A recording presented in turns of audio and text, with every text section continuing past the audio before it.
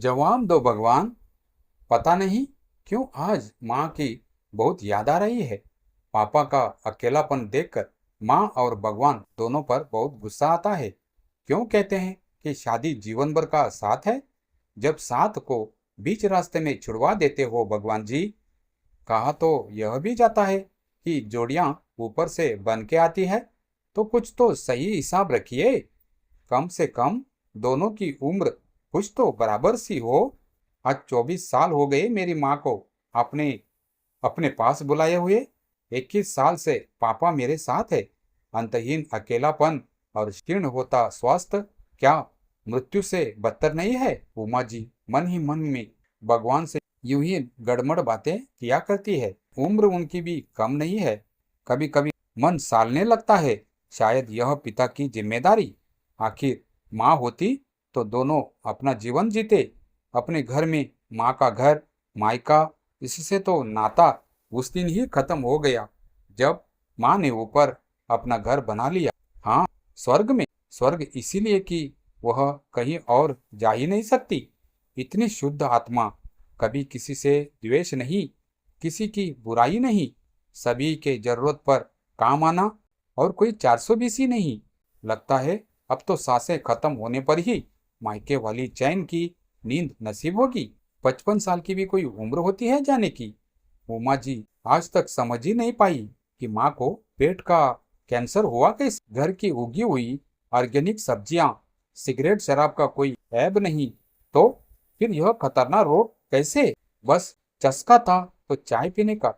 चाय से कैंसर कभी सुना नहीं। उमा जी ने सोचा, चलो आज गूगल करके पता करूंगी कि चाय से भी स्टमक कैंसर होता है क्या। उमा जी का मन आज बड़ा बेचैन है। पापा का अकेलापन देखा नहीं जाता, और उम्र के साथ उसके पुराने दोस्त एक एक करके साथ छोड़ जा रहे थे। कभी कभी वह अपने को पापा की जगह रखकर सोचती है कि ऐसे बिना उद्देश्य के जीवन को जीना नहीं, ढोना कहेंगे। पापा ने माँ के जाने के बाद धीरे धीरे सभी दोस्तों को अपने से दूर होते देखा है। माँ पापा का जीवन बहुत ही दोस्तों से घिरा हुआ था। मम्मी के जाने के बाद 6-8 महीने तो सभी लोग आते जाते रहे, पर फिर आंटियों को कोई कंपनी न होने के कारण धीरे धीरे पहले अंकल बिना आंटियों के आने लगे। फिर सभी अपनी जिंदगियों में व्यस्त होते गए, और पापा बिना जीवन साथी और दोस्तों के रह गए। मेरे खुश दिल पापा एकदम सिमट के रह गए, बस अपने आप में। अब आस्था चैनल और धार्मिक ग्रंथों में उन्होंने अपना साथ ढूंढ लिया। पता नहीं कैसे कर पाए होंगे वह यह सब, एकदम अपने को सबसे अलग करके। उमा जी सोचने लगी, पता नहीं वह कैसे ऐसे हालत का सामना करेगी। अगर वह अकेली रह गई तो? पापा के तो दोनों बेटियां थी, उन्हें तो दूर घर जाना ही था। पर उनके तो बेटे हैं, दो दो बेटे, पर अकेली तो वह भी रह रही है। रिटायरमेंट के बाद उमा जी और सुरेश जी ने यह निर्णय लिया कि वह अपने पुत्र के साथ नहीं बल्कि अकेले रहेंगे। अपनी स्वतंत्रता उन दोनों को बहुत प्यारी थी। उमा जी सोचती थी कि अब तो बच्चे इंडिपेंडेंट हुए हैं, तो अब चैन से दोनों खूब घूमे फिरेंगे। बच्चों के साथ रहो तो उनकी गृहस्थी संभालो, रोज के काम धंधे, फिर बच्चे संभालो, करो सब। पर क्या कुछ अधिकार मिल पाएंगे? नहीं, वह इस तरह के जीवन के लिए तैयार नहीं थी। आज उमा जी के मन में पापा को देखकर ऐसा लगा कि अब तो पापा का वनवास खत्म होना चाहिए। 87 वर्ष की आयु और अकेलापन ढोते ढोते बस अब तो उनके कदम भी लड़खड़ाने से लगे हैं। पहले तो सुबह सैर करने चले जाते थे, 15-20 मिनट सैर की, फिर कुछ प्राणायाम किया, घंटे भर ताजी हवा में घूम फिर कर आते थे। अब हिम्मत ही नहीं होती, घर में ही रह जाते हैं। नींद भी सुबह जल्दी खुल जाती है। शुक्र है डीटीएच का, तो टाइम पास हो जाता है।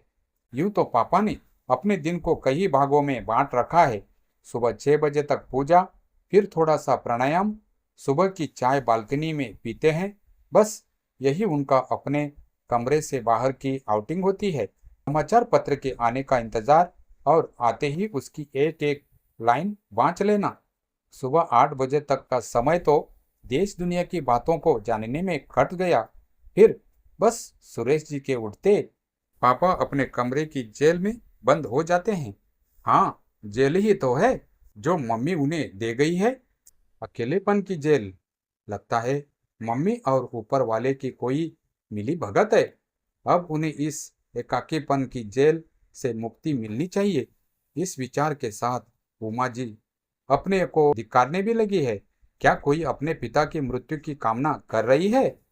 और फिर उनकी आंखों के सामने बचपन से जवानी तक के सारे लम्हे एक फिल्म की तरह से घूम जाते। पापा की उंगली पकड़ के रात में डिनर के बाद बाहर आंगन में दमा चौकड़ी करना, जब तक मम्मी किचन समेट कर नहीं आ जाती थी। फिर मम्मी पापा के बीच में दोनों के हाथ पकड़कर भागना। उन दिनों वह अकेली थी, छोटी बहन का जन्म नहीं हुआ था। पापा मम्मी के साथ स्कूल जाना और हर संडे को पापा के साथ सब्जी मंडी जाना, पता नहीं क्यों, पर नन्ही उमा को यह बहुत पसंद था। वहाँ पापा तो अंदर सब्जी भाजी फल इत्यादि लेने जाते और वह स्कूटर पर बैठकर स्कूटर की देखभाल करती। पापा भी यही कहते थे, स्कूटर का ध्यान रखना है। और जब पापा आते तो वह गर्व से भर जाती कि उन्होंने स्कूटर सुरक्षित रखा। एक हल्की सी मुस्कुराहट उनके होठों पर आ गई। क्षण भर को वह वापस सब्जी मंडी ही पहुंच गई थी। फ्रॉक संभालकर स्कूटर की पिछली सीट पर बैठे होने का एहसास। अब तो स्कूटर पर बैठे हुए भी कॉलेज में भी एक लेक्चरर से झगड़ा कर लिया था और टीम एज उमा ने कॉलेज जाने से मन कर दिया था। तब पापा ही सर से बात करके सभी सुलझा कर आए थे। शादी में पापा का सुबकना और जीवन की किसी भी परेशानी में एक ढाल के तरह खड़े हो जाना। अगर सच कहूँ तो आज भी उनके होने का एहसास एक सुरक्षा कवच सा है, यह जानते हुए भी कि अब वह तो बस अपने को ही संभाल ले तो बहुत है। पर उनका अकेलापन देखकर लगता है, कब तक भगवान। शाम के 5 बज रहे थे, चाय का वक्त था। उमा जी चाय बनाने उठी। चाय की ट्रे लेकर पापा के कमरे में गई तो पापा आंख बंद कर लेटे हुए थे। उन्होंने हल्के से आवाज दी, वह जरा भी न हिले। वैसे भी पापा बेवक्त लेटते नहीं है। उनके हाथ कांपने लगे। ट्रे रखकर पापा को हिलाया, पर वह उठे ही नहीं। चेहरे का सुकून बयान कर रहा था कि वह माँ से मिल लिए हैं और उमा जी का मायका फिर से आबाद हो गया। घर में एक अजीब सी शांति थी। पापा के कमरे में रखा अलार्म घड़ी भी जैसे समय गिनना भूल गई थी। उमा जी ने धीरे से उनका हाथ सहलाया, ठंडा पर सुकून से भरा हुआ। उनकी आंखों में न आंसू थे न चीख, बस एक लंबी ठहरी हुई सांस, जैसे किसी गहराई में डूबती हुई नाव आखिर बार लहरों को छू रही हो। कमरे की दीवारों पर टंगे पुराने फोटो, मम्मी की साड़ी से मुस्कुराती तस्वीर, बीच में पापा का हंसता चेहरा और कोने में दोनों बेटियां। वो तस्वीर अब बोल रही थी, अब सब फिर से एक है। उमा जी वही जमीन पर बैठ गई, सिर दीवार से टिकाया और कहा, भगवान जी, यही जवाब था आपका। थोड़ी देर चुप रही, फिर अपने आंचल से आंसू पोंछते हुए बोली, अब तो गुस्सा भी नहीं आता, बस एक खालीपन है जो शायद अब कभी नहीं भरेगा। अगले दिन सब कुछ जैसे अपने आप घटा। रिश्तेदार आए, कुछ ने गले लगाया, कुछ ने औपचारिक सांत्वना दी और कुछ बस रस्म निभाकर चले गए। उमा जी सब देखती रही, पर जैसे उनकी आत्मा कहीं और थी। पापा की अंतिम यात्रा में जब आरती उठी तो हवा में हल्की खुशबू थी, शायद वही चंदन की जो माँ की विदाई के वक्त भी थी। उमा जी के मन में अचानक यह ख्याल कौंधा, क्या मृत्यु वास्तव में अंत है या एक लंबा इंतजार खत्म होने का दूसरा नाम? दिन बीते, घर सुना हो गया। अब किसी कमरे से पूजा की घंटी की आवाज नहीं आती थी। उमा जी कई बार पापा के कमरे में जाती, पर दरवाजे के भीतर जाते ही रुक जाती, जैसे कोई अदृश्य दीवार रोक देती हो। एक दिन उन्होंने साहस किया और कमरे में जाकर सब कुछ वैसे ही रहने दिया। तकिया, चश्मा, रुमाल, पूजा की माला, बस एक काम किया, मम्मी की तस्वीर को पापा की तस्वीर के पास रख दिया। दोनों मुस्कुरा रहे थे। अब ठीक है, उन्होंने मन में कहा। अब कोई अकेला नहीं। रात को नींद नहीं आई। वह बालकनी में आकर बैठ गई। सामने चांद था, वही चांद जो मम्मी के समय भी था और पापा के हर भोर का साथी रहा था। उन्होंने आकाश की ओर देखा। भगवान जी, आपने जवाब तो दे दिया। माँ का साथ पापा को दे दिया, पर अब मेरा क्या? धीरे धीरे आंसू गालों पर उतर आए। फिर हवा का एक झोंका आया, जैसे किसी ने बहुत प्यार से उनके सिर पर हाथ फेर दिया हो। उन्होंने पलकें बंद की। अंदर से एक स्वर आया, हर रिश्ता खत्म नहीं होता उमा, कुछ रिश्ते रूप बदल लेते हैं। अब वो तुम्हारे भीतर है। अगली सुबह उन्होंने मंदिर साफ किया, दीपक जलाया और पहली बार मन से प्रार्थना की। धन्यवाद भगवान, आपने उन्हें मुक्त किया और मुझे यह समझ दी कि प्रेम मृत्यु से बड़ा होता है। वो अब हर सुबह पापा की कुर्सी पर बैठकर चाय पीती है। आवाज में वही सुकून था जो कभी पापा की सांसों में था।